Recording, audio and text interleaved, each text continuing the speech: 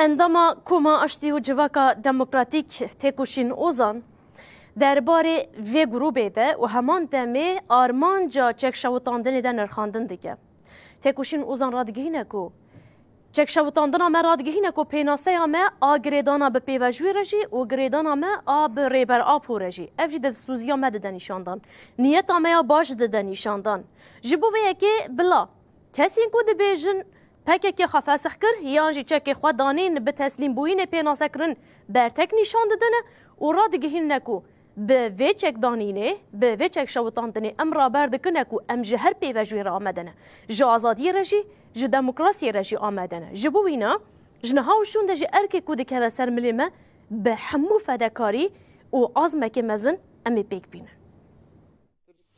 امهابونی رابو تێکۆشین ئۆزان گۆدناوە کۆماغاشتی و جوواکا دەموقراتیک دە جهدگرە تێکەلداری مەراسیما چەکداینێ بانکاری بەراپۆ نرخاندە.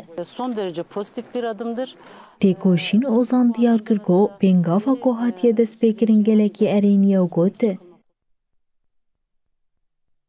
هەستên me dorî têkoşîna me ne girêdayî pêşketina têkoşîna me pêş dikeve. پێنگاوی هاتنە ئاوێتن ڕەوشە دەرباسبوونا تێکۆشینەکەن و پێشخستنا ڕێو ڕێبازên تێکۆشین و دەوڵەمەندکردنەوەیە. ئەڤ یەک ji بۆ پێشکەتنا زەمینە یاسایên ئەنتەرگاسیۆنا دەموکراتیک و دەموکراتیک بوونێنە. girêdayî vê yekê biryardarkirina duwarê demokratîkkirin û azadîkirina pêvajoyan û nîşan dide. Pêngava îfadekirina dilsoziya ji bo rêbertiye. تێکۆشین ئۆزان دیار کردگۆ ئەو ji بۆ چارەسەریya pirsgirêkan pêngavê rast biavêjin û wiha bilêvkir. Em amade ne ku bi hev re guherîn û veguherînan pêk bînin û girêdayî demokrasiya Tirkiye ji nû ve ava bikin.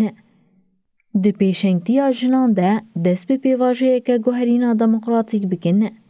تێکۆشین ئۆزان بەرتەک نیشانی şîroveyên hin derdoran ku rêw rêbazên têkoşîna çekdarî ya PKK wekî teslîmiyet şîrove dikin da.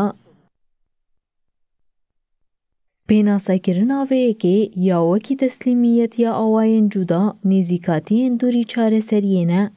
Pirsgirêk ne pirsgirêka çekdayîna PKK ye, pirsgirêka çareseriya pirsgirêka azadiya Kurd û Tirkiyeyê ye. pirsgirêka jinan ketkaran û azadiyan e. Ji ber vê em wekî demokratî bûyîneke berfireh û pirsgirêkê azadîbûnê pênase dikin.